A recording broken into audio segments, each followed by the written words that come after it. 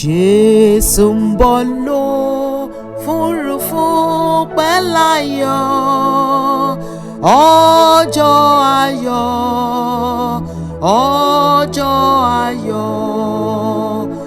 Àwọn tó fẹ́ yóò fò lọ pàdé rẹ̀.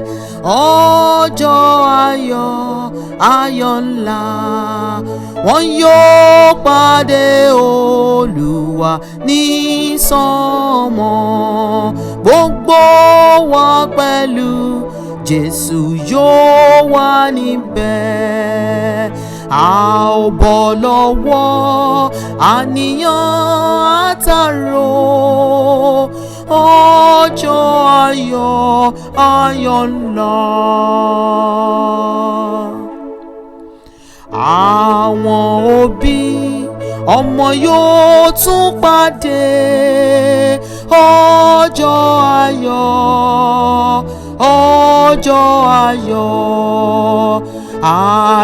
Arákùnrin pẹ̀lú arábìnrin. Ọjọ́ ayọ̀, ayọ̀ ńlá. Wọ́n ń bẹ lọ́dọ̀ Kristi, a kò rí wọn mọ́.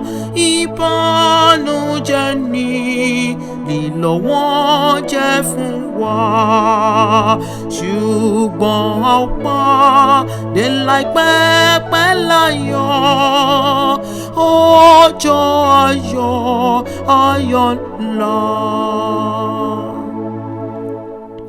Gbogbo wa ṣetán fún bíbọ̀ rẹ̀. Ọjọ́ ayọ̀, ọjọ́ ayọ̀.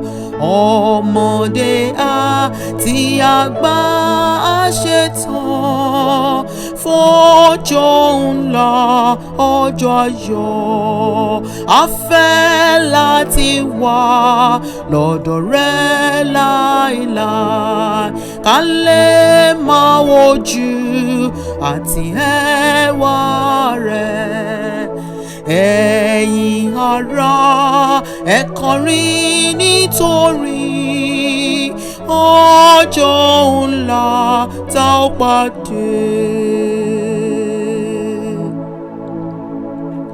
Àwọn mìíràn kò ní lè bá wa kọ orin ayọ̀ tí ọjọ́ náà, ṣùgbọ́n gbogbo wa ni ayọ̀ ń bẹ fún. Ọjọ́ ayọ̀, ayọ̀ ńlá. Torí Jésù dúró síbẹ̀síbẹ̀, ká lè múra tán nípa agbára rẹ̀. Nínú ògo dídán rẹ̀ ká lè ní ibùgbé lókè ọ̀run.